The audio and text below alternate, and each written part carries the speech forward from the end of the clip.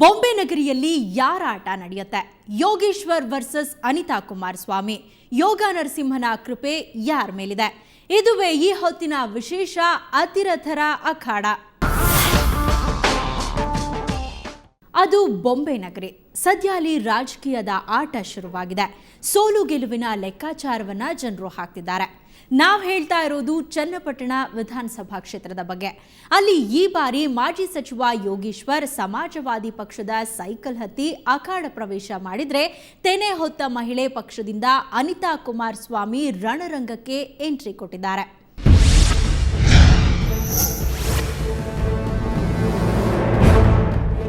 ಅತಿರಥರ ಅಖಾಡ ಚನ್ನಪಟ್ಟಣ. ಬೊಂಬೆ ನಗರಿಯಲ್ಲಿ ರಂಗೇರಿದ ರಾಜಕೀಯ. ಬೆಂಗಳೂರು ಮೈಸೂರು ಹೆದ್ದಾರಿಯಲ್ಲಿರುವ ಚನ್ನಪಟ್ಟಣ ಬೊಂಬೆಗಳ ತಯಾರಿಕೆಗೆ ಫೇಮಸ್.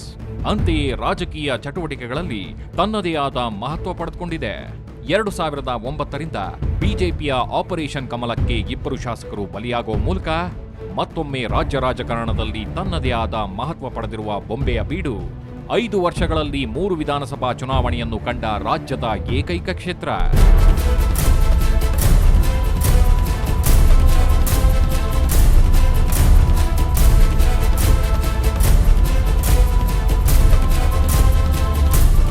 ಸಾವಿರದ 1983ರಿಂದ ಜನತಾ ಪರಿವಾರದ ಭದ್ರಕೋಟೆ ಎನಿಸಿಕೊಂಡಿದ್ದ ಕ್ಷೇತ್ರದಲ್ಲಿ ಯೋಗೀಶ್ವರ್ ಪಕ್ಷೇತರರಾಗಿ 1 ಬಾರಿ ಬಿಜೆಪಿಯಿಂದ 2 ಬಾರಿ ಕಾಂಗ್ರೆಸ್ನಿಂದ ಗೆಲುವು ಸಾಧಿಸಿದ್ದಾರೆ.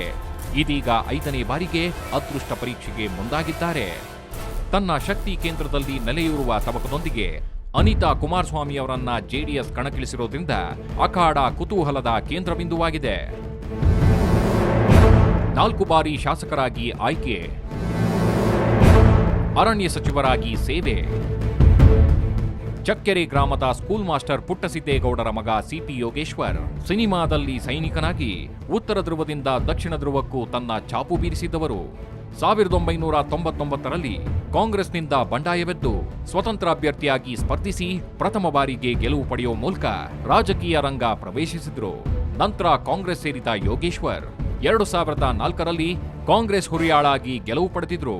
ಮತ್ತೆ 2004 ಮತ್ತು 2008ರ ಚುನಾವಣೆಯಲ್ಲಿ ಕಾಂಗ್ರೆಸ್ನಿಂದ ಗೆದ್ದರೂ ಅಲ್ಲಿ ಹೆಚ್ಚು ದಿನಗಳ ಕಾಲ ಉಳಿಯದೆ ಆಪರೇಷನ್ ಕಮಲಕ್ಕೆ ತುತ್ತಾಗಿ ಕಮಲಕ್ಕೆ ಜೈ ಅಂದ್ರು.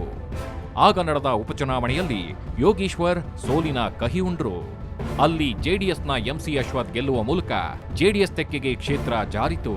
2009ರಲ್ಲಿ ಎಂಸಿ ಅಶ್ವಥ್ ಆಪರೇಷನ್ ಕಮಲಕ್ಕೆ ತುತ್ತಾದ ಹಿನ್ನೆಲೆಯಲ್ಲಿ ಮತ್ತೆ ಉಪಚುನಾವಣೆ ನಡೆದು ಬಿಜೆಪಿಯಿಂದ ಸಿಪಿ ಯೋಗೇಶ್ವರ್ ಗೆಲುವನ್ನ ಪಡೆದಿದ್ರು.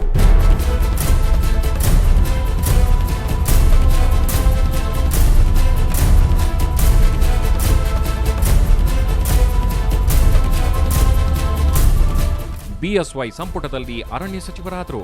ನಂತರ ಸದಾನಂದಗೌಡ ಸಚಿವ ಸಂಪುಟದಲ್ಲೂ ಸಚಿವರಾಗಿ ಮುಂದುವರಿದ ಯೋಗೇಶ್ವರ್ ಈಗ ಮತ್ತೆ ಪಕ್ಷವನ್ನ ಬದಲಿಸಿ ಚುನಾವಣಾ ಅಖಾಡಕ್ಕೆ ಜಿಗಿದಿದ್ದಾರೆ. ಸದ್ಯ ಸಮಾಜವಾದಿ ಪಕ್ಷದಿಂದ ಸೈಕಲ್ ತುಳಿಯುತ್ತಿದ್ದಾರೆ. ಯೋಗೇಶ್ವರ್ ವರ್ಸಸ್ ಅನಿತಾ ಕುಮಾರಸ್ವಾಮಿ. ಅಖಾಡದಲ್ಲಿ ಕುಮಾರಸ್ವಾಮಿ ಪತ್ನಿ,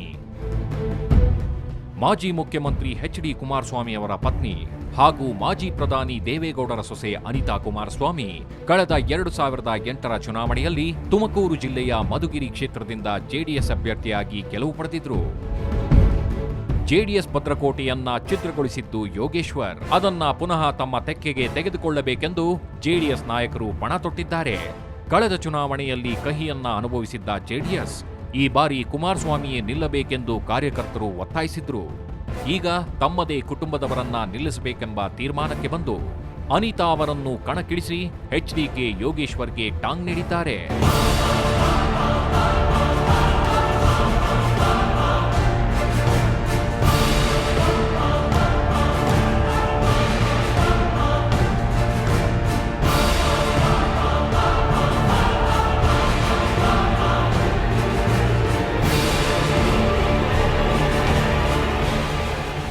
ಬಿಸಿಲ ಬೇಗೆಯಿಂದ ಬಸವಳ್ದಿರೋ ಬೊಂಬೆ ನಗರಿಯಲ್ಲೀಗ ರಾಜಕೀಯ ಕಾವು ಏರತೊಡಗಿದೆ. ಒಕ್ಕಲಿಗರ ಶಕ್ತಿ ಕೇಂದ್ರದಲ್ಲಿ ಜೆಡಿಎಸ್ ಹಾಗೂ ಕಾಂಗ್ರೆಸ್ ಮರಳಿ ಪ್ರಾಬಲ್ಯ ಸಾಧಿಸಲು ಯತ್ನಿಸುತ್ತಿವೆ.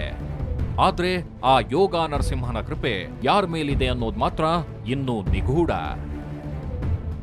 ಅನಿತಾ ಕುಮಾರಸ್ವಾಮಿ ಅಖಾಡ ಪ್ರವೇಶ ಮಾಡಿರೋದು ಮತ್ತಷ್ಟು ರಂಗೇರುವಂತೆ ಮಾಡಿದೆ. ಹಾಗಿದ್ರೆ ಕಳೆದ ಬಾರಿಯ ಚುನಾವಣೆಯಲ್ಲಿ ಏನಾಗಿತ್ತು, ಈ ಬಾರಿಯ ಲೆಕ್ಕಾಚಾರಗಳು ಏನು ಅನ್ನೋದನ್ನ ಡೀಟೇಲ್ ಆಗಿ ಹೇಳ್ತೀವಿ ಒಂದು ಸಣ್ಣ ಬ್ರೇಕ್ನ ನಂತರ.